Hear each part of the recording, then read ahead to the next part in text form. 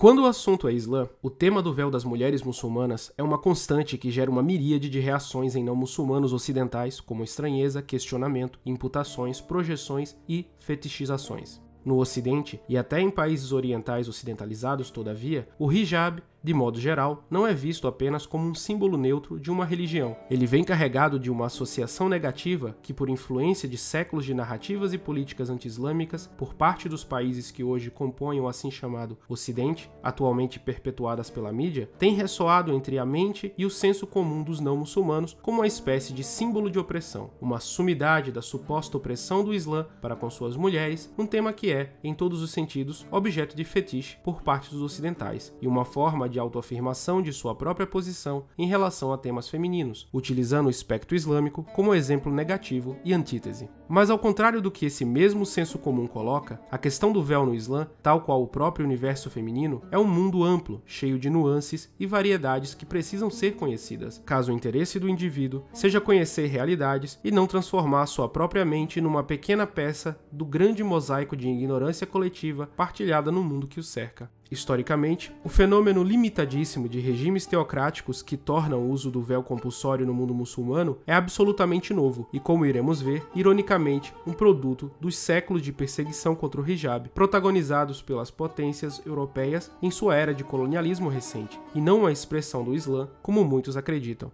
Estas décadas, e por que não dizer séculos, de perseguição, como também iremos ver, acabam por derrubar o mito da opressão do hijab e por lançar à luz aquela que foi a verdadeira opressão relacionada a essa tão polêmica peça de vestuário. Todavia, antes de embarcarmos nas polêmicas sobre política e sobre colonialismo, precisamos primeiro situar o que é, de fato, o hijab, conhecer sua história e o que ele significa para o Islã e para as sociedades islâmicas, que são duas coisas distintas entre si. O hijab não é simplesmente uma peça de roupa, e sim um conceito obrigatório na prática religiosa da mulher muçulmana, e ela idealmente não deve abandoná-lo após atingir a idade de bulugh, que é completar a idade de 9 anos lunares ou maturidade menstrual. O hijab não é per si uma peça de roupa, mas o conceito da modéstia feminina estendido, também havendo a masculina associada ao vestir, que pode tomar diversas expressões dentro de contextos culturais, desde que atendam ao conceito da modéstia no vestir. Ao contrário do que muitos possam imaginar, o hijab não é apenas um pano que se coloca na cabeça ou que cobre os cabelos. Ele transcende isso. E também não é a roupa cultural comum de um determinado país ou povo. E sim, a roupa de um determinado país ou povo pode atender às demandas do conceito que é o hijab.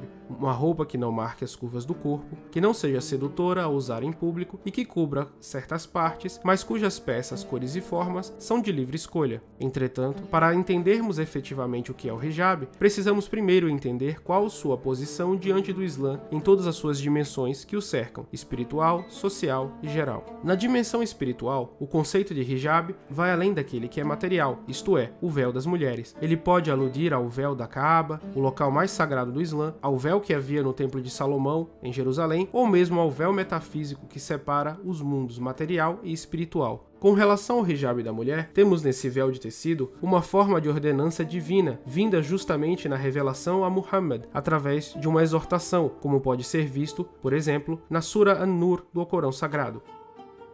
Dize às crentes que recatem os seus olhares, conservem os seus pudores e não mostrem os seus atrativos, além dos que normalmente aparecem, que cubram o colo com seus véus, e não mostrem os seus atrativos, a não ser aos seus esposos. De acordo com o versículo acima, as mulheres muçulmanas deveriam cobrir-se modestamente, especificando apenas os seus seios que deveriam ser cobertos. O Alcorão, todavia, não dá muitos detalhes sobre a modalidade desse cobrimento, além de não estipular nenhuma punição para a mulher que não o aplicar. Isso se dá pelo fato de que a ordenança aqui presente é uma exortação às mulheres para o fazer. A pessoa que não o fizer, apesar de estar pecando por infringir uma exortação divina, não estará incorrendo em apostasia, isto é, ela não deixa de ser muçulmana por isso, ou cometendo um crime do ponto de vista legal da Sharia. Outro fator importante e curioso a ser notado é que a área especificada a ser coberta no Alcorão é a região do colo, e não da cabeça. Isso se dá pois, na Arábia pré-islâmica, assim como nas regiões circundantes, as mulheres tinham o costume de usar véus na cabeça, mas deixar o seu pescoço e peitos à mostra. Desse modo, a ordenança presente no Alcorão aparece mais como um complemento de modéstia ao véu já existente do que algo novo estabelecido pela religião islâmica. Esse complemento, no entanto, não se trata de alguma espécie de moralismo excessivo por trás da ordenância manifesta no mundo físico, há sempre uma dimensão espiritual, esotérica, associada a algo que é considerado como um ato de adoração acima de tudo, e não apenas um ditame da moda feminina, ou ainda pior, um ditame masculino sobre a mulher. A principal dimensão espiritual do véu no Islã é tratar a figura da mulher como algo sagrado, santificado por Deus, a ser protegido, cujo olhar deve ser efetuado apenas àqueles que com ela tiverem proximidade, ou como diz o Alcorão, na Surata 24, versículo 31, seus esposos, seus pais, seus sogros, seus filhos, seus enteados, seus irmãos, seus sobrinhos, as mulheres, aos seus servos isentos das necessidades sexuais ou as crianças que não discernem a nudez das mulheres. Do mesmo modo, sobre a singularidade da condição espiritual da mulher dentro da tradição islâmica, explica o imã britânico Sheikh Abdul Hakim Murad.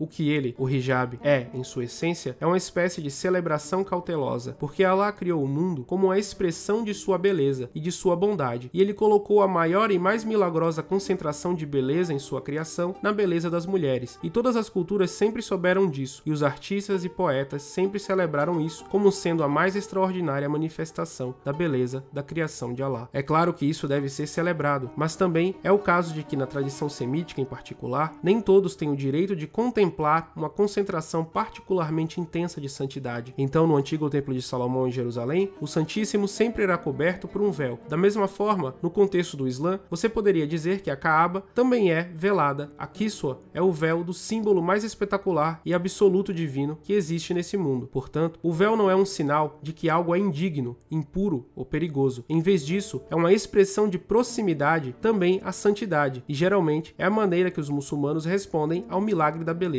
Então, de certa forma, é uma maneira de enfatizar a alteridade, a separação. Por exemplo, a palavra mulher em árabe é harim, mas a palavra para santuário é haram. Portanto, é o conceito particular de um recinto em que o sagrado é manifestado e exibido. Isso é algo difícil de entendermos em nossa civilização, porque a beleza é a coisa menos compreendida e mais comercializada. Portanto, o rosto da mulher, embora ninguém saiba, é uma manifestação do poder divino criado. É uma placa de sinalização para algo superior, e ela mesma é usada e comercializada na capa de todas as revistas e todos os programas de TV, porque tem algum sentido que aqui está algo transcendente. A beleza da mulher é um sinal de transcendência. Não nos sentiríamos bem se a Kaaba fosse desvelada. E assim é com este milagre da beleza feminina, que o contexto do Islã e nossa maneira de expressar reverência por ele é separá-lo e tratá-lo com dignidade. Como podemos ver, então, do ponto de vista da espiritualidade islâmica, existe algo de especial, profundo e até mesmo sagrado no ser feminino, que por isso mesmo deve ser protegido de olhares promíscuos, incautos e mal intencionados. O hijab é, em seu âmbito espiritual, uma proteção espiritual para a essência da mulher e tem uma reafirmação de sua condição de singularidade aqui na Terra, como expressão da beleza divina no mundo. E é na Terra, no mundo material, onde se desenvolvem as relações humanas que, por via de regra, degeneram em olhares mal intencionados, provocações sexuais e flertes velados, tanto da parte de homens quanto da parte de mulheres, gerando, primeiramente, tensão sexual e, quase tão comumente, relações sexuais sem compromisso matrimonial, que destroem o tecido de sociedades inteiras, com filhos sem famílias estruturadas engordando populações carcerárias e as estatísticas de violência, mulheres abandonadas com frutos de sexo casual e sem falar do constante assédio verbal, olhares indecorosos e pressão estética que gera bastante desconforto e ansiedade em mulheres no dia a dia. A alternativa trazida pela religião islâmica a este problema é o equilíbrio, numa ordem social e civilizatória onde a modéstia feminina em público é promovida e os homens são ordenados a não encararem as mulheres fora do casamento com olhares, estabelecendo o recato social feminino através da sobriedade no vestir, através do hijab, e ordenando ao homem que não levante ou persiga mulheres com o seu olhar, diz o Alcorão Sagrado.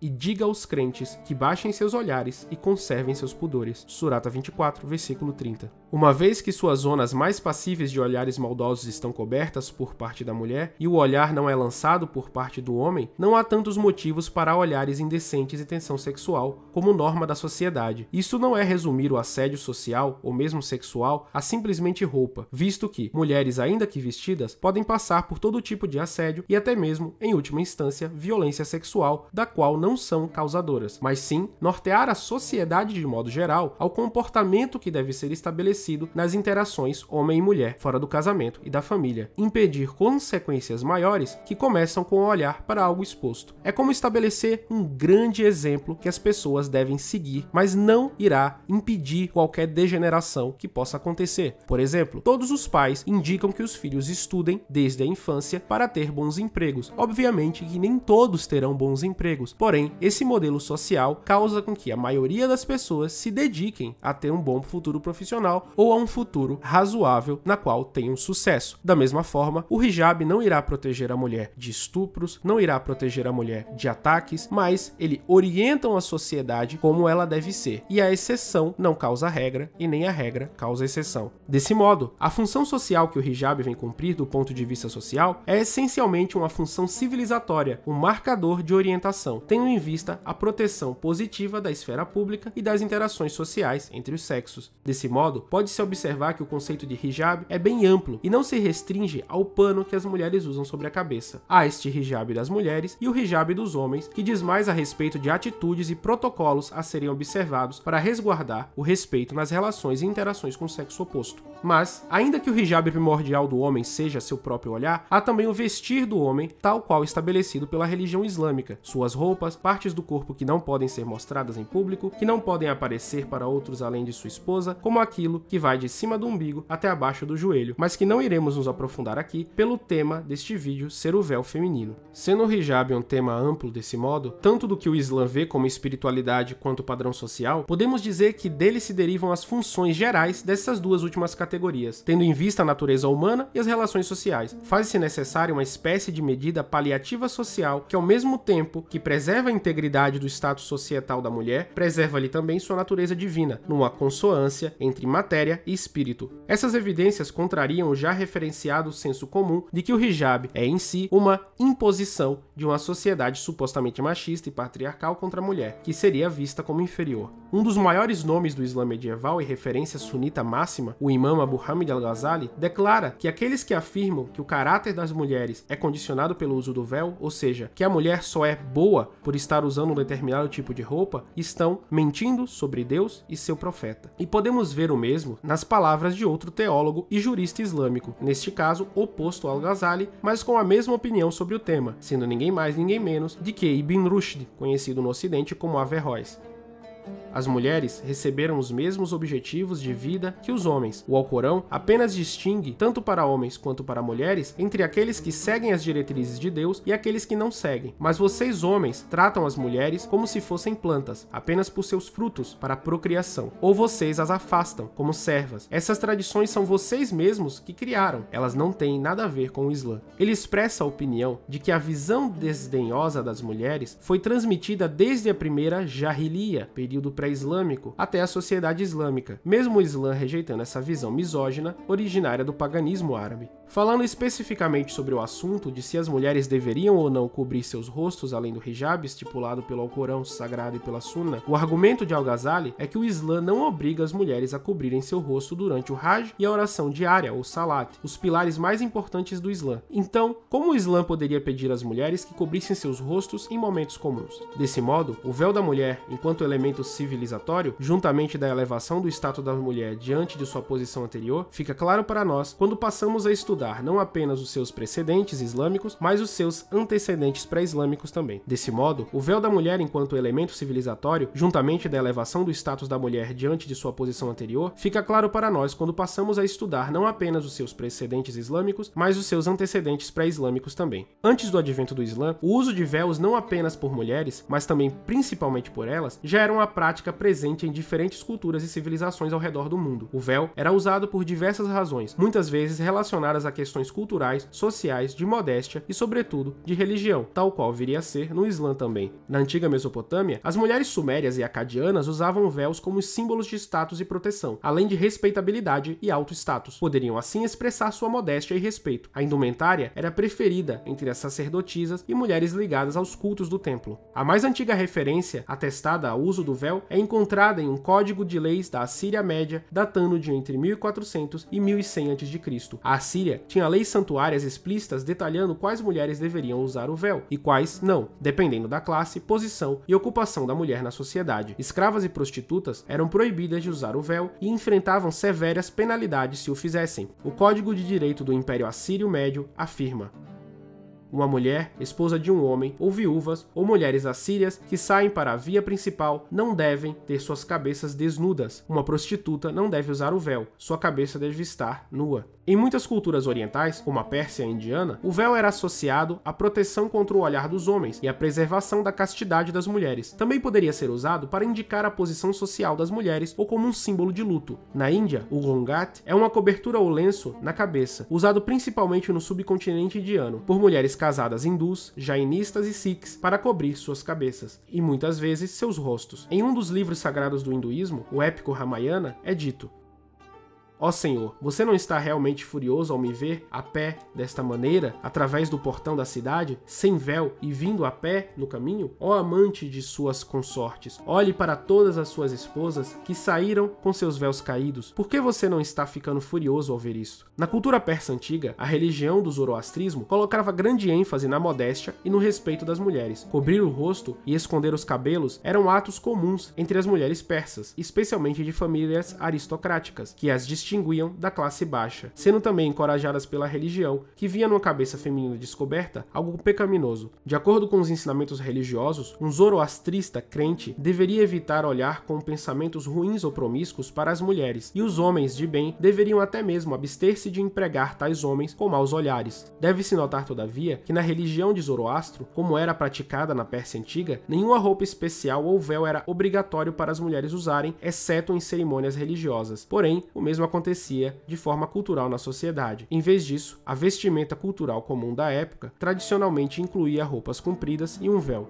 Foi nesse contexto que surgiu a burca, antes mesmo do Islã. O termo burca refere-se apenas aos tipos de coberturas corporais usadas no sul da Ásia Central. No entanto, mesmo dentro dessa região geográfica, os estilos de burca e os nomes para os antigos vestuários variaram ao longo do tempo. De fato, a burca é frequentemente usada de forma intercambiável com o shadari, mas o shadari é uma vestimenta ligeiramente diferente que é usada principalmente no Afeganistão. Na Grécia Antiga, o véu era usado por mulheres casadas e simbolizava a sua fidelidade e obediência aos seus maridos, particularmente pelas mulheres dos cidadãos importantes e mais tradicionais da polis. O véu era, portanto, não apenas um marcador de posição aristocrática, mas também servia para diferenciar entre as mulheres respeitáveis e aquelas que estavam disponíveis ao público. Entre 550 e 323 a.C., já esperava-se que as mulheres respeitáveis na sociedade helênica, especialmente casadas, se isolassem e usassem roupas que as ocultassem dos olhos de homens estranhos. No Império Romano, o uso de véus também era comum, especialmente entre as mulheres da elite. O véu era usado como um sinal de respeitabilidade e distinção social, além de ser absolutamente indispensável nas cerimônias religiosas. Nos templos e cerimônias públicas de oferendas e sacrifícios, tanto homens quanto mulheres, civis e sacerdotes cobriam suas cabeças em respeito ao sagrado. Não havia serviço religioso em Roma sem o uso do véu ou de uma cobertura na cabeça. E além da função religiosa, havia também a social. Em 166 a.C., o cônsul Sulpício Galo divorciou-se de sua esposa porque ela havia deixado a casa sem véu, permitindo assim que todos vissem, como ele dizia, o que só ele deveria ver. As moças romanas solteiras normalmente não usavam véu na cabeça, mas assim chamadas matronas, matriarcas, o faziam para mostrar sua modéstia e castidade, a sua chamada pudictia. Pensava-se também que os véus protegiam as mulheres contra o mal olhado. Com a ascensão do cristianismo no mundo romano, o véu passou a desempenhar um papel ainda mais proeminente na vida dos cidadãos romanos, que cada vez mais se convertiam à nova religião. Com a queda do Império Romano e a ascensão do Império Bizantino, o Império já estava totalmente cristianizado. Como tal, a precaução das mulheres era primariamente sua modéstia e seu recato, como podemos ver na referência bíblica de Coríntios 11, 4 ao 5.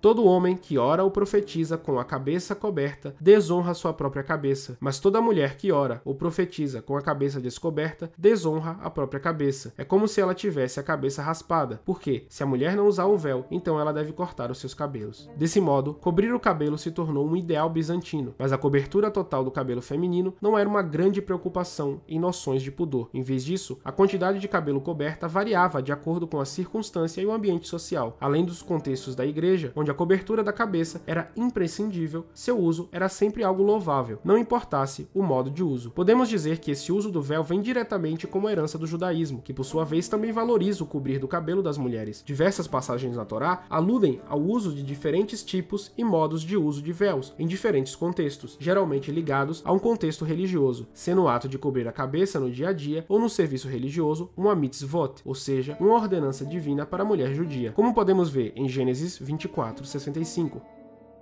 E disse ao servo: quem é aquele varão que vem pelo campo ao nosso encontro? E o servo disse: este é o meu senhor. Então tomou ela o véu e cobriu-se. As mulheres judias, no entanto, observam essa mitzvot de modos diferentes, ou mesmo não observam, a depender de qual vertente do judaísmo elas participam. As mulheres do judaísmo da Reforma, por exemplo, dificilmente se cobrem em qualquer ocasião. Já as mulheres de linhas racídicas chegam até mesmo a raspar a cabeça e usar um véu ou peruca para observar a ordenança. É importante ressaltar que, embora o uso do véu por mulheres fosse difundido em várias culturas antigas e geralmente tivesse uma carga religiosa significativa, os estilos materiais e significados variavam significativamente de uma região para outra. Voltando ao contexto do Islã, o véu ganha um novo significado, tornando-se um requisito religioso padronizado e indispensável do dia a dia para as mulheres muçulmanas, numa abordagem bem mais centrada e sólida que das culturas de religiões que precediam o Islã com seus próprios usos de véu. Em muitos locais, as tradições pré-islâmicas de uso de véu se reuniram com a tradição islâmica, o que, por sua vez, acabou adicionando uma grande diversidade na tradição do hijab. A burca da Ásia Central, por exemplo, se islamizou e passou a ser uma vestimenta aceita pelos juristas e jurisprudências islâmicas, apesar de ter uma origem anterior ao Islã, que não era comum entre os árabes, e sim no Império Persa. O uso do véu pelas mulheres, exceto em culturas aborígenes sem muita disponibilidade de têxteis, é um marcador de sofisticação civilizacional bastante difundido e universal pela maior parte da história humana. Na grande maioria das culturas e civilizações, o uso do véu de diversas formas sempre foi a norma, até mesmo no Ocidente, até recentemente. No Brasil colônia, mulheres, ainda que não houvesse uma lei que as obrigasse, costumavam usar trajes quase idênticos a burcas afegãs, como demonstram gravuras da época.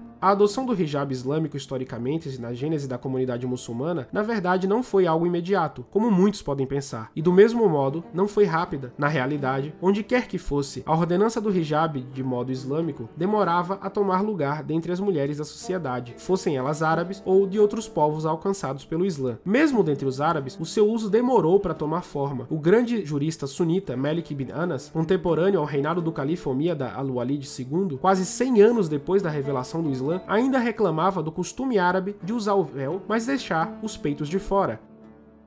Ele, Malik, desaprovava fortemente o comportamento das mulheres escravas em Medina em saírem descobertas acima da roupa mais baixa. Ele disse: conversei com o sultão sobre isso, mas não obtive resposta. Podemos observar que mesmo após um século de Islã, ainda era comum dentre as árabes andarem no ambiente palaciano com os peitos de fora, e até sem véu, não só pela evidência literária, mas também pela arqueológica. O palácio de Khirbat al-Majfar, do século VIII na Jordânia, que era a residência dos califas omíadas, ainda hoje preserva diversas estátuas que homenageiam as servas do palácio, todas trajando apenas cangas e com os peitos de fora, como era o costume árabe. Agora, se viajarmos na história para mais de meio milênio, depois desse período inicial islâmico onde as mulheres ainda não usavam véu totalmente, Ibn Battuta, o viajante árabe do século XIV que visitou todas as terras islâmicas de sua época, notou que mesmo após alguns séculos de islamização, as autoridades religiosas estabelecidas em plena Idade Média não obrigavam nem mesmo mulheres muçulmanas de sociedades punjantes a usarem o véu, e não via o seu uso universal, quando na Anatólia, dentre os muçulmanos turcos, ele disse em sua Rihla: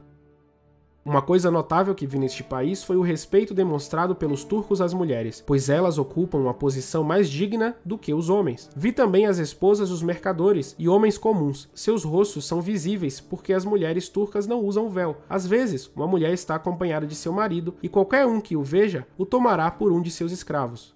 Ele, Ibn Battuta, notou em seu diário de viagem o mesmo sobre as mulheres muçulmanas subsaarianas quando visitou as terras do Império Mali, no outro extremo das terras islâmicas, dizendo: um dia, entrei na casa do juiz islâmico de Iwalatan depois que ele me autorizou, e o encontrei na companhia de uma jovem de beleza maravilhosa. Vê-la me deixou em dúvida e quis voltar. Ela riu de mim sem que nenhum rubor a afetasse. O juiz me disse: por que você vai sair? Ela é minha amiga. Tal comportamento me intrigou, porque este homem era um jurista islâmico e já tinha feito até peregrinação a Meca. Entre as tribos amazigues do Saara e no norte da África, por muito tempo, quem cobria a cabeça e o rosto eram os homens e não as mulheres, que por sua vez não usavam usavam nada, ainda que estas sociedades já tivessem se islamizado há muitos séculos. Tais resultados e relatos, geralmente feitos dezenas ou centenas de anos após a adoção do Islã pela totalidade de um povo, só poderiam acontecer caso o hijab fosse de fato uma opção e não a imposição estatal, tal qual hoje em dia tanto se crê e se divulga. O que estes exemplos, mesmo com séculos e quilômetros de continentais de espaço mostram, é que não havia qualquer perseguição estatal islâmica pelo uso do véu, e sim que o mesmo foi adotado gradativamente ao longo da história. Acontece que, nos séculos seguintes, após o uso do hijab já ter sido enraizado nas tradições de diferentes povos que se converteram ao Islã, uma sombra se apoderaria dos diferentes territórios e nações que compunham o Dar al-Islam, e, pela primeira vez, imposições legais ligadas ao hijab seriam feitas às mulheres muçulmanas, mas não imposições religiosas por parte de homens e clérigos muçulmanos retrógrados para que elas usassem, pois a sombra que iria cobrir os véus das mulheres muçulmanas era a sombra do colonialismo europeu, que iria durar séculos. A primeira instância de perseguição ao uso do hijab pelas mulheres muçulmanas pode ser encontrada logo na gênese do colonialismo. Após a tomada de Granada em 1492, os mouros de Al-Ândalus tornaram-se os mouriscos da Espanha. Estavam agora sob os mandos e desmandos da coroa e da Inquisição espanhola. As mulheres mouriscas, naturalmente, usavam sua própria versão regional do hijab, chamada de al-malafa. O governo espanhol, todavia, logo tornou-se obcecado em se livrar da população muçulmana mourisca e logo começaria a tomar seus primeiros passos contra ela. Em 29 de julho de 1513, um decreto condenou o fato de as mulheres mouriscas continuarem a andar com o rosto coberto e deu à população feminina um período de 2 anos para permitir que suas almalafas se desgastassem. Depois disso, qualquer mulher vista com o rosto coberto ou com o véu islâmico estaria sujeita a uma série crescente de punições, desde o confisco da vestimenta ofensiva na primeira ofensa até açoites e banimento por reincidência. O escritor e historiador Matthew Carr ainda comenta em sua obra Blood and Faith: The Purging of Muslim Spain o seguinte: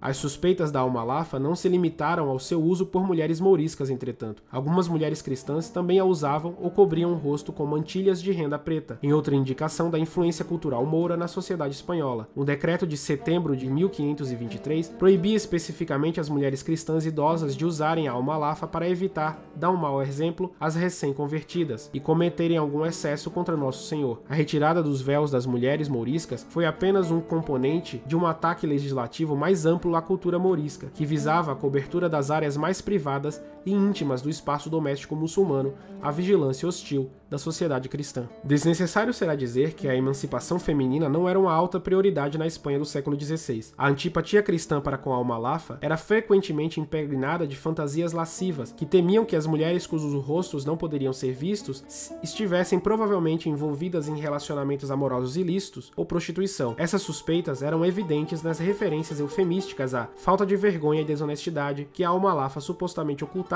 e refletiam a crença generalizada de que as mulheres muçulmanas eram mais sexualmente ativas e promíscuas do que suas contrapartes cristãs, que não deveriam adotar o seu exemplo. Esses estigmas e fantasias continuariam a ser carregados nos séculos seguintes, conforme se dava a expansão do colonialismo europeu pelo mundo islâmico, que primeiro começou a perseguir o hijab islâmico como um símbolo de liberdade sexual das muçulmanas, mas que logo passou a perseguir como símbolo de opressão, nunca ligando muito para o que ele realmente significava no Islã: o colonialismo moderno. Sem dúvida, dentre todos os regimes coloniais, o que mais perseguiu não apenas o véu, mas o Islã como um todo, foi o Império Francês. Durante o período do domínio colonial francês, particularmente no norte da África e partes da África Ocidental, houve casos de proibição do véu muçulmano. Essas proibições visavam principalmente regular a presença pública de tradições e símbolos islâmicos e imposição de valores e costumes ocidentais. Em 1830, tropas francesas desembarcaram na costa do Maghreb, onde hoje é a Argélia, determinados a se aventurar em fazer do país uma colônia. O que se seguiu à invasão não foi uma guerra, mas um massacre brutal e sem precedentes. Numa orgia de estupros, ataques genocidas e destruição de vilas e cidades inteiras, as estimativas das vítimas argelinas desta guerra variam de 3.000 a 1.500.000 pessoas, em sua grande maioria civis. Durante a chamada Pacificação da Argélia, que seguiu sua invasão no final do século XIX, as autoridades coloniais francesas na Argélia aplicaram uma série de leis conhecidas como Code d'Hygiène,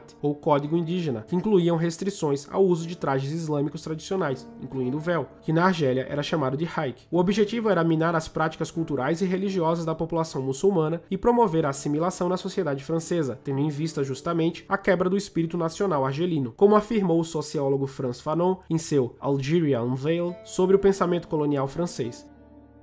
Se queremos destruir a estrutura da sociedade argelina, sua capacidade de resistência, devemos antes de tudo conquistar as mulheres. Devemos ir procurá-las atrás do véu onde se escondem e nas casas onde os homens as escondem. Frantz Fanon. Em 1958, durante a Guerra da Independência da Argélia, cerimônias de desvelamento em massa foram realizadas em todo o país. As esposas de oficiais militares franceses levaram várias mulheres argelinas para mostrar que agora estavam do lado de suas irmãs francesas. Os generais franceses pretendiam fazer dessas mulheres um exemplo e mostrar ao mundo como a França moderna estava triunfando sobre as nações arcaicas da África Islâmica. Uma das mulheres mais tarde lembrou como havia chorado quando foi forçada a vestir, desvelada, um manto vermelho e azul, simbolizando a França, como um espetáculo teatral numa dessas cerimônias. Ela deveria encarnar a Marianne, a representação feminina da República Francesa, enquanto tinha que queimar do seu véu árabe retrógrado e islâmico, segundo os colonialistas, que não viam contradição nenhuma entre estuprar mulheres e libertá-las, apenas as forçando a queimar os hijabs. Monique Amesiane tinha 18 anos quando foi selecionada para se vestir como Marianne. Sua história está documentada nos arquivos militares do exército francês em Paris. A jovem argelina não tirou voluntariamente o hijab, mas apenas participou do teatro porque foi informada de que, caso contrário, seu irmão que estava detido poderia ser executado. Outras, como ela, aderiram porque não queriam perder seus empregos nas casas de colonos franceses como empregadas domésticas. Esses espetáculos faziam parte de uma campanha do que os franceses chamavam de emancipação, uma campanha destinada a demonstrar como as mulheres muçulmanas haviam sido conquistadas para os valores europeus e afastadas não apenas do domínio maligno do homem muçulmano, bárbaro e indomável, mas da própria luta pela independência da Argélia, uma vez que, como Fanon pontua, o Reich facilitava a ação das rebeldes muçulmanas por ver-lhes também a face. Ou como Fanon diz,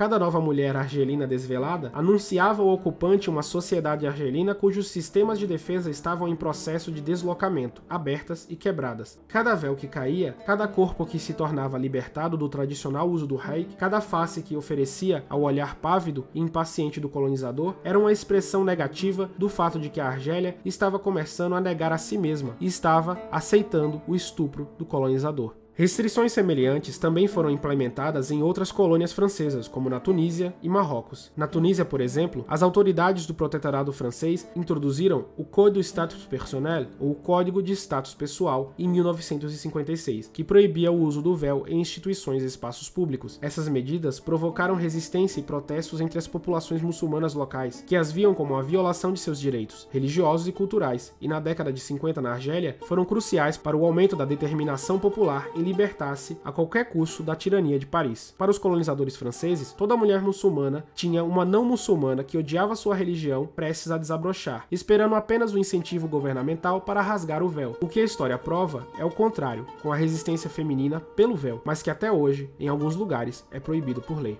No Egito, os britânicos já haviam percebido no final do século XIX que as mulheres eram a chave para o domínio das colônias e instigaram um debate público sobre o hijab. Lord Cromer, o cônsul britânico do Egito na segunda metade do século XIX, explorou a roupa das muçulmanas egípcias para os seus próprios fins, a fim de expor o Islã como um fracasso social completo. Dizendo que a segregação baseada em gênero efetuada pelo véu marcava as mulheres como inferiores e subservientes aos homens, foi assim que Cromer tentou jogar as mulheres egípcias contra seus maridos, pais e irmãos. Para acabar com os costumes medievais e bárbaros do Islã, legiões de educadoras bem intencionadas foram lançadas sobre a população civil colonial egípcia. Missionárias, feministas e até médicos foram mobilizados para expressar solidariedade com as mulheres reprimidas e desfavorecidas para libertá-las dele. Muitas vezes distribuía-se manuais como um guia passo a passo como arrancar o véu. Cromer, aparentemente um suposto grande defensor dos direitos das mulheres, fez seu nome na Inglaterra, ironicamente, como um oponente do direito ao voto feminino. No Egito, ele também garantiu que não houvesse mais mulheres qualificadas como médicas. As mulheres, ele sentia, eram mais capazes de realizar suas qualidades naturais apenas como enfermeiras. Não é difícil imaginar que Cromer não estava nem um pouco preocupado com a liberdade das mulheres muçulmanas egípcias, mas que, segundo rumores, não suportava ser visto por mulheres escondidas da sua própria visão pelo hijab, ressoando curiosamente as palavras de Frantz Fanon.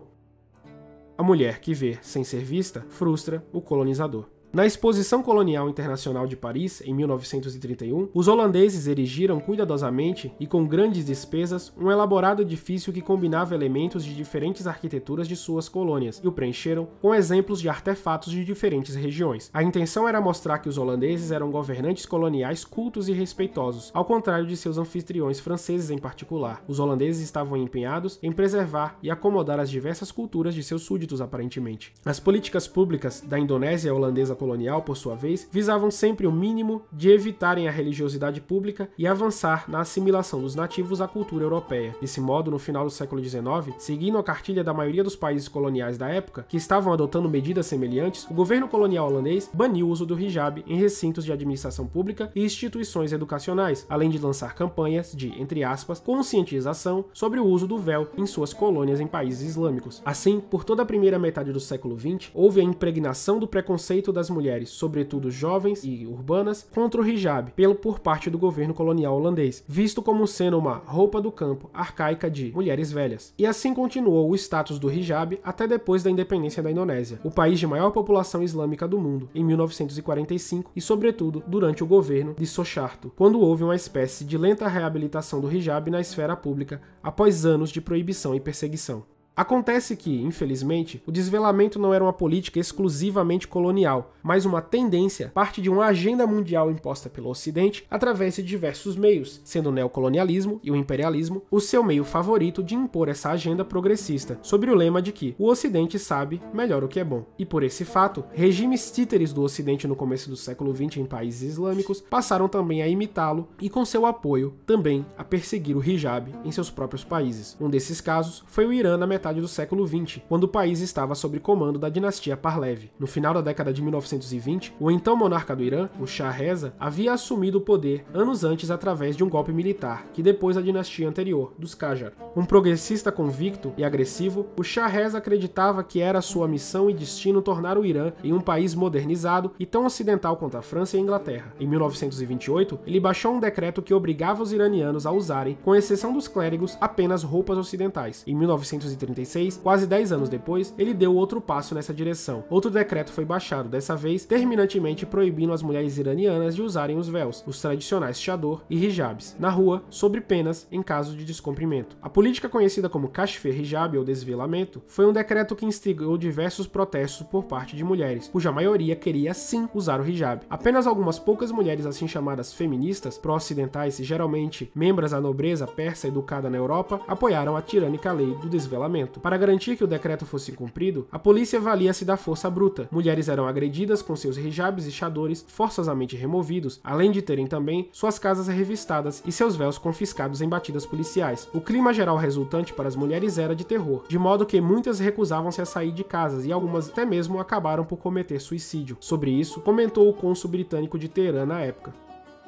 Além do pão de cada dia, o que afeta mais amplamente as pessoas é o que toca o código de hábito social, que no Islã é endossado pela religião. Entre os muçulmanos, os iranianos não são um povo fanático. O desvelamento das mulheres inaugurado no ano anterior ataca tanto o conservadorismo social do povo quanto suas sensibilidades religiosas. Essas e outras medidas agressivas de progressismo social viriam a semear e germinar o ressentimento dos mais religiosos e conservadores da sociedade iraniana, gerando o embrião da futura Revolução Islâmica de 1979. O Shah Reza da dinastia Pahlavi, todavia, havia inspirado seus decretos nos de um vizio seu, que, com sucesso, implementou políticas radicais de modernização e ocidentalização do seu país, muitas das quais persistem até hoje nele. Estamos falando de Mustafa Kemal Atatürk e do estado que ele fundou, a Turquia moderna. Ao término da Primeira Guerra Mundial, o Império Otomano havia sido derrotado e repartido em zonas de ocupação. Dos escombros do império que havia sido o pilar do tradicionalismo islâmico sunita, Mustafa Kemal esculpiu a República Turca, assumindo-a como líder máximo sobre o epíteto de Atatürk, o pai dos turcos. Comprometido com a modernização do país, cujas bases sociais eram amplamente galgadas no Islã e suas tradições, com homens usando o tradicional fez, enquanto as mulheres usavam o delicado véu conhecido como yashmuk, Mustafa Kemal começou sua própria perseguição. Atatürk planejava arrancar da cabeça tanto de homens como mulheres tudo que os ligasse ao Islã. Como parte de seus esforços para criar uma nação mais ocidentalizada e secular, ele introduziu códigos de vestimenta e leis que visavam abolir o vestuário tradicional e religioso em favor de roupas distintas estilo europeu. Essas leis foram promulgadas entre as décadas de 1920 e 1930 e pretendiam romper com o legado otomano e estabelecer uma nova identidade nacional. Ataturk também encorajou as mulheres a adotarem roupas de estilo ocidental, imitando as inglesas e francesas, enquanto nas escolas do governo as crianças eram ensinadas a desprezar o hijab, escrever o alfabeto latino e venerar o líder do país numa lavagem cerebral que se faz sentir até hoje. A Lei do Chapéu, implementada em 1925, determinava que os homens abandonassem o fez tradicional e turbantes e usassem chapéus em estilo ocidental com abas, evidenciando que a guerra de Ataturk para com as vestimentas tradicionais era tanto para homens quanto para mulheres. Contudo, o hijab das mulheres turcas só foi de fato proibido por lei, curiosamente, na década de 80, quando seu uso em repartições públicas e escolas e universidades foi terminantemente vedado. Se uma mulher turca quisesse estudar ou trabalhar em qualquer coisa relacionada ao governo de seu país, desde os cargos mais baixos da administração pública, deveria abandonar a religião, tirando o véu. Durante todo o tempo em que existiu, de 1922 a 1921, a União Soviética foi oficialmente um estado ateu. Apesar da permanência da hostilidade às religiões na sociedade e no público soviético, houveram apenas duas grandes perseguições à religião e à cultura religiosa no país soviético. A maior delas foi, sem dúvida, protagonizada por Joseph Stalin no final da década de 1920, estendendo-se às suas grandes purgas na década de 30 adentro. Uma política específica contra os aspectos culturais e sociais e gêneros do Islã foi também aplicada. Essa política ficaria conhecida como Hujum e seria particularmente forte nos países da Ásia Central, especialmente no Uzbequistão. Ela foi organizada pelo Partido Comunista para remover toda a manifestação do que fosse visto pelo Império Soviético como desigualdade de gênero, especialmente no hijab feminino na Ásia Central, profundamente ligados ao Islã enquanto religião, tanto quanto cultura. Na época, o Hujum era frequentemente simbolizado pela queima do véu em público, ao qual as mulheres da União Soviética eram obrigados, sendo os soviéticos tão perseguidores quanto os colonialistas franceses, mas a remoção do véu não era o único objetivo da campanha. O partido começou a enfatizar novamente suas mensagens de libertação das mulheres dentro da consciência de classe. Ao aboli-los na Ásia Central e anunciar a libertação das mulheres, os soviéticos acreditavam que poderiam abrir caminho para a construção do socialismo. Nas palavras de Adrienne Edgar, na sua obra Bolshevism, Patriarchy and the Nation, a política soviética em relação às mulheres muçulmanas na Ásia Central foi de transformação radical. Os bolcheviques estavam determinados a abolir práticas e costumes arcaicos que degradavam e oprimiam as mulheres, acreditando que isso ajudaria a abrir caminho para a construção do socialismo. O aspecto mais amplamente divulgado desse esforço foi a campanha contra o véu, que culminou em desvelamentos públicos em massa em 1927. As autoridades soviéticas esperavam libertar as mulheres das restrições do costume e atraí-las para escolas soviéticas, fazendas coletivas e organizações de massa. Houve um debate acirrado em torno da ideia de tornar o uso do véu ilegal, mas acabou sendo abandonado, embora campanhas de queima continuassem por todo o Império Soviético. Acreditava-se que a lei soviética não poderia avançar sem o apoio das populações locais, então procurou-se criar métodos coercitivos que criassem um ambiente que favorecesse o abandono do hijab. Para garantir sua hegemonia sobre a população indígena, as autoridades soviéticas usaram força física direta e coerção, juntamente com leis e normas legais, como meio de controlar as populações locais e propagar as políticas do Hujum. Geralmente, o Hujum encontrou resiliência e resistência da população uzbek. Os uzbek, de fora do Partido Comunista, ignoraram as novas leis ou as subverteram de muitas maneiras. Utilizaram as armas dos fracos, protestos, discursos, reuniões públicas, petições contra o governo ou a simples recusa de praticar as leis. A maioria das mulheres que deixou de usar o véu o fez porque sucumbiu aos métodos coercitivos do partido. A maioria das mulheres que optou por não usar o véu o faziam diretamente por receberem ordens em público de representantes do governo ou de seus maridos, que também passaram a oprimi-las na prática religiosa, forçando-as a tirar os seus véus para se adaptarem à nova sociedade soviética. No entanto, não tiveram o efeito esperado pelos soviéticos, isto é, a total e completa eliminação do hijab e da cultura islâmica na Ásia Central e Azerbaijão. Ao longo prazo, porém, elas reduziram significativamente, para não dizer drasticamente, a influência do Islã na sociedade. Os véus tradicionais nos ambientes urbanos foram de fato extintos, sendo preservados apenas em suas expressões camponesas mais culturais e menos cobertas. Essas políticas de lenta e gradual esterilização da vida social e cultural islâmica na União Soviética permaneceria até meados dos anos 80, paradoxalmente existindo ao mesmo tempo em que a União Soviética financiava movimentos nacionalistas e anticoloniais das colônias europeias islâmicas. Mas para os soviéticos, colonialismo, imposição da cultura pela força e destruição da cultura nativa só era ruim quando o imperialismo capitalista fazia. No século XX, das florestas da Indonésia ao deserto do Saara e da Ásia Central à Anatólia, todo o mundo islâmico encontrava-se colonizado. E até no aparentemente independente Irã e Turquia, as mentes de seus dirigentes eram abertamente coloniais e anti-islâmicas. A religião era perseguida, as mulheres não tinham liberdade para expressar seus véus e as novas gerações aprenderam a rejeitá-lo. Nesse ponto, eu quero que você que está ouvindo imagine. O véu islâmico foi, praticamente, extinto no mundo. Nenhuma mulher mais tinha que viver em países onde se usava véu de forma majoritária. Historicamente, ele não era imposto por estados, como demonstraram os exemplos medievais que citamos. Mas agora, não só isso, não era permitido sequer usar o véu em diversos países muçulmanos. E o que este grande exercício de engenharia social global criou? Mulheres que passaram a apreciar a liberdade trazida pelo colonizador, passaram a ver que é lógico que o jeito certo de se vestir é como o de uma brasileira ou americana? Não. Sociedades são como elásticos. Quando você puxa demais para um lado, o quanto mais você puxar, com mais força, ele irá para a direção oposta quando solto. E foi exatamente isso que ocorreu com o elástico social islâmico quando solto pelos impérios coloniais.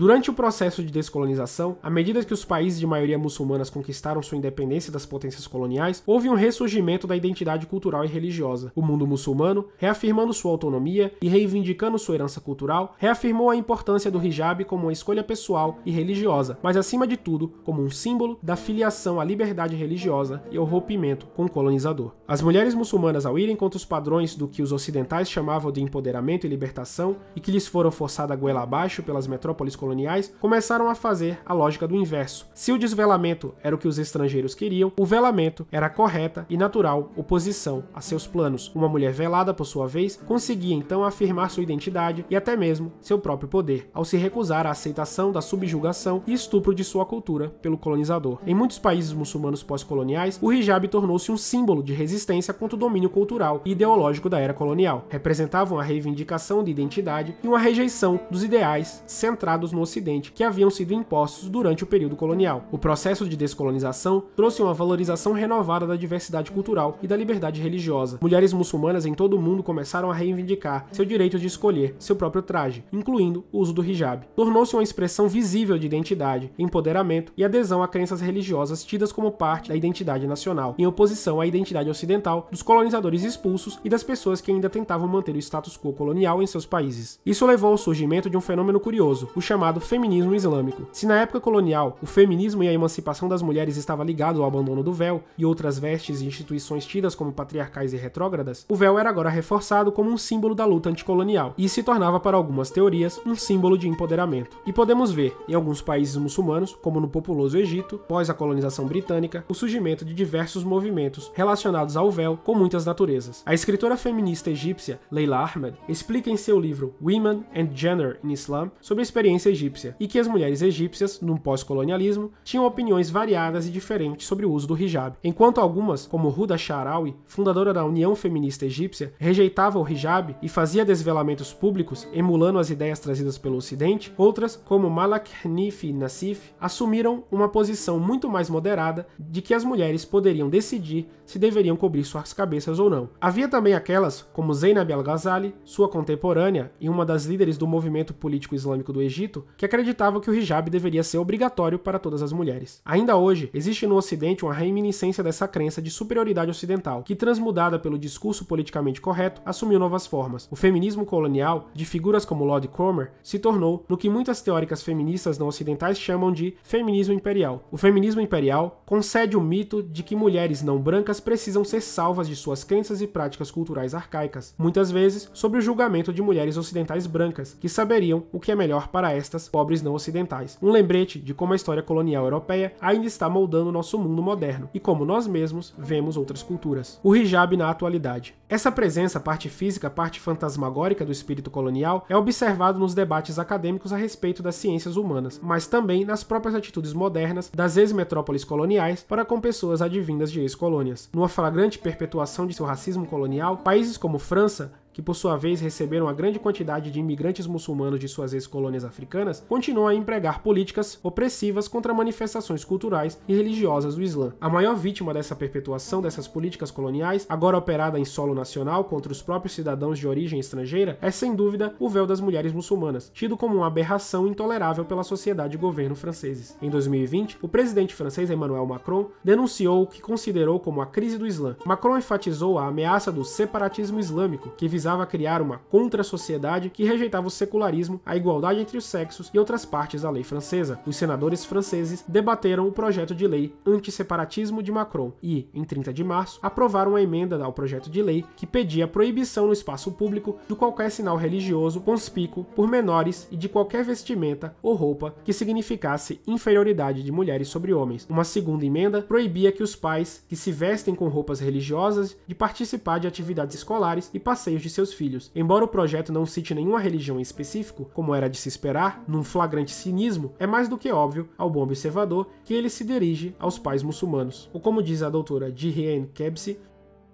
durante o período colonial, os colonizadores franceses queriam que as mulheres argelinas removessem seus véus e adotassem um estilo de vida francês. Hoje, a cultura política francesa quer que as mulheres muçulmanas façam a mesma coisa. Esse episódio político, no entanto, é só um dos mais recentes e notórios episódios da polêmica do hijab, que acontece numa base quase que diária na França. Tudo isso sob a desculpa do valor republicano de laïcité, ou laicidade, que guia a República Francesa. Essa crença pode ser rastreada desde a Revolução Francesa, que também foi creditada por plantar as sementes da laïcité, o princípio do secularismo da França. Embora a laicidade tenha originado numa lei de 1905 sobre a separação entre igreja e Estado, ela tem sido usada nos últimos anos como força motriz por trás das políticas anti-véu sobre a população muçulmana. Em 2004, os hijabs estavam entre os símbolos religiosos proibidos de serem usados nas escolas públicas francesas. Em 2010, o país proibiu o uso dos véus que cobrem todo o rosto, como os niqabs, em espaços públicos como ruas, parques e transportes públicos, tornando-se o primeiro país europeu a impor uma proibição em todo o país e até mesmo lançando uma campanha governamental que afirmava com orgulho: a República é vivida com o rosto descoberto. Em 2016, uma mulher vestindo um véu e um burkini, uma espécie de maiô que cobre todo o corpo, como uma roupa de surfista, foi cercada por 4 policiais franceses numa praia da cidade mediterrânea de Nice, no sul da França, e forçada a tirar seu véu. Dias antes, uma mãe muçulmana de 2 crianças foi multada em uma praia nas proximidades de Cannes e, qual sua infração, usar leggings, túnica e lenço na cabeça. Sua multa, vista pela agência francesa de notícias AFP,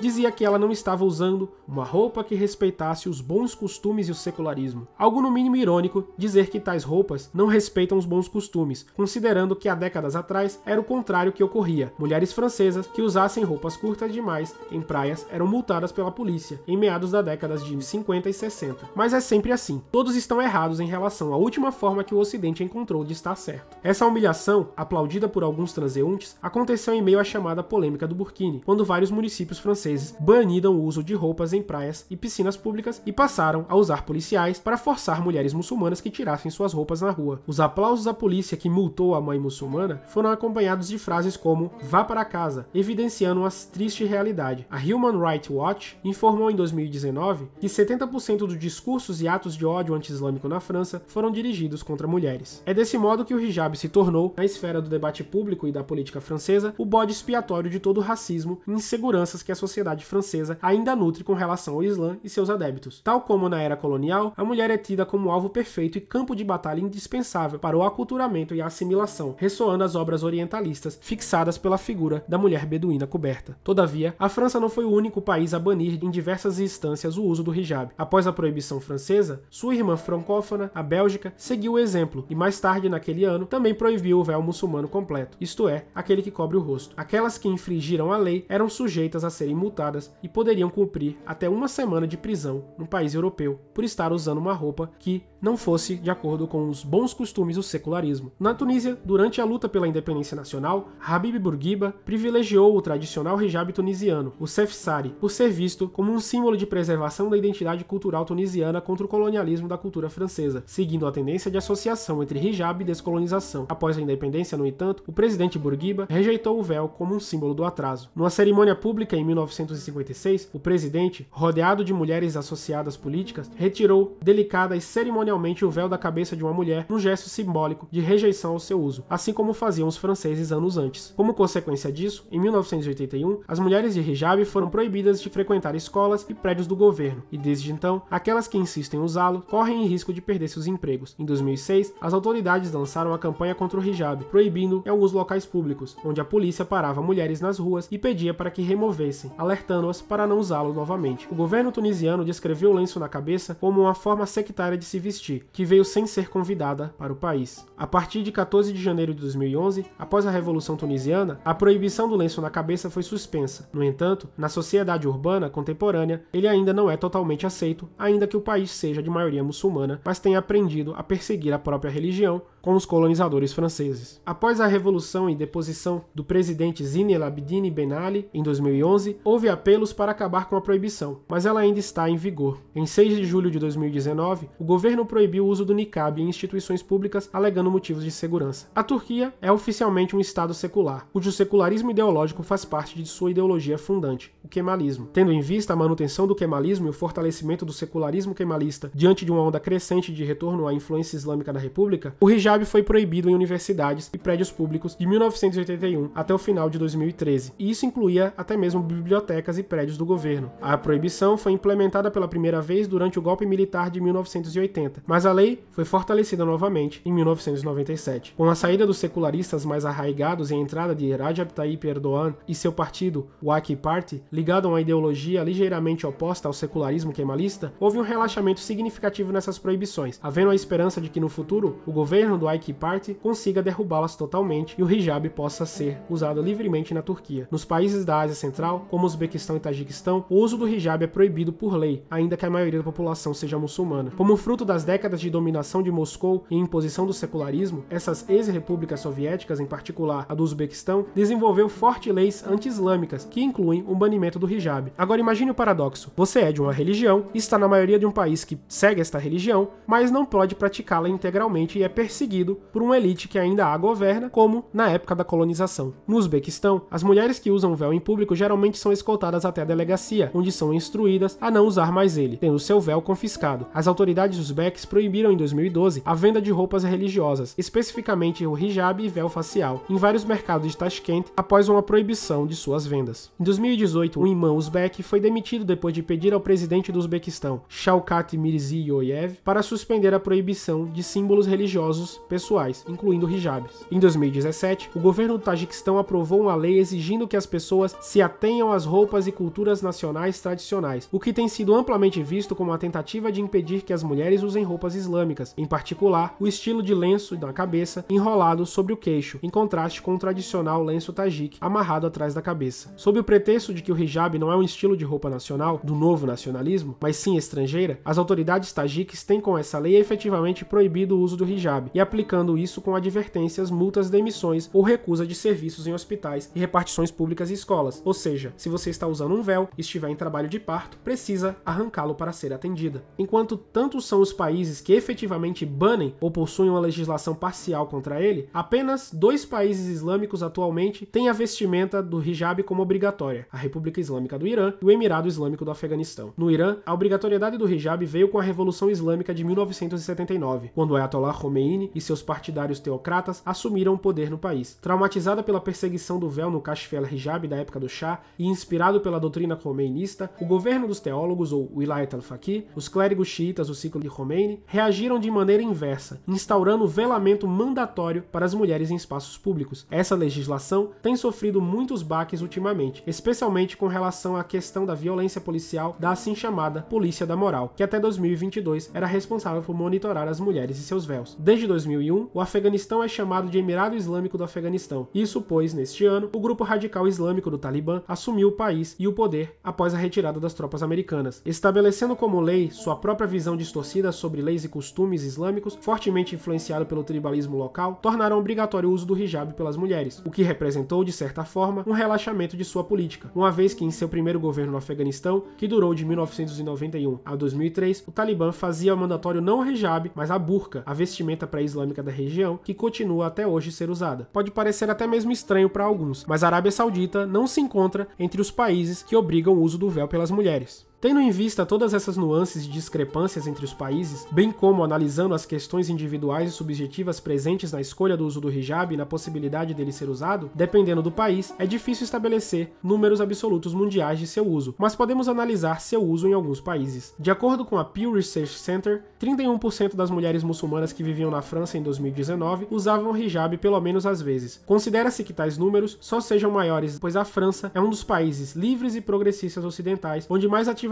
se persegue a vestimenta. Segundo o mesmo instituto de pesquisa, em outro país ocidental, os Estados Unidos da América, onde residem cerca de mais de 1 milhão de mulheres muçulmanas, cerca de 43% delas usam hijab o tempo todo. Em comparação, em 2021, a Pew Research descobriu que 89% das mulheres muçulmanas na Índia, onde reside a terceira maior população muçulmana do mundo, cobrem a cabeça fora de casa. Indo para outro país asiático, desta vez aquele onde reside a maior população muçulmana do mundo, a Indonésia, cerca de 75% das mulheres muçulmanas usam o véu, contra apenas 5% que usavam no final dos anos 1990, após a queda da ditadura de Suharto, de acordo com a Human Rights Watch. Indo para o espectro sociológico da questão, que predomina em países ocidentais como a França, e essa fixação com a mulher muçulmana, que se faz presente até hoje no discurso, mentes e meios europeus, nos faz voltar para os primórdios da perseguição europeia ao véu das muçulmanas, na Espanha unificada, onde o véu seria símbolo da exótica, perigosa e lasciva moura, um discurso replicado pelo poder colonial através de sua apresentação tosca das mulheres beduínas com o véu, com os seios quase desnudos para uma audiência duvidosa da metrópole. Fanon, por sua vez, explicou sociologicamente e politicamente a obsessão do poder colonial para com as mulheres, confirmando o que até mesmo alguns dos próprios colonizadores disseram, como foi o caso de Maurice Violet, 2 vezes governador-geral da Argélia francesa. Não se pode pensar na questão das relações entre europeus e indígenas sem dedicar um capítulo especial à mulher indígena. Começamos o vídeo falando sobre como a obrigatoriedade e imposição estatal islâmica do hijab é essencialmente um mito, ou um equívoco para dizer o mínimo. O desenvolvimento dessa narrativa, que carrega o véu islâmico como opressividade, machismo e retrocesso, é, como podemos ver, um discurso absolutamente moderno e surgido com o próprio colonialismo. O véu sempre foi parte da indumentária de praticamente todas as culturas que desenvolveram um certo grau de sofisticação civilizatória, da Hispânia romana até a Índia e China, quase sempre associadas aos mesmos temas e motivos para o uso. Mas por que a narrativa ocidental moderna coloca então o hijab como uma espécie de exclusividade monstruosa e arcaica da religião islâmica? Como podemos ver, isso tem uma resposta: o colonialismo e suas heranças. Se você gostou desse vídeo, não deixe de deixar seu like, compartilhar com seus amigos, inscreva-se no nosso canal e aperte no sininho para não perder nenhuma notificação sobre novos vídeos. Acesse também o portal da página História Islâmica, onde você vai ter acesso aos mais variados artigos sobre os temas que abordamos no nosso projeto. Também conheça a nossa plataforma de cursos, onde você terá acesso às mais variadas aulas sobre diversos temas que envolvem o mundo islâmico, história e atualidades. E também nos siga nas outras redes sociais, como no Instagram, no TikTok e no Facebook. E é isso. Assalamu alaikum, até o próximo vídeo. História Islâmica com Mansur Peixoto.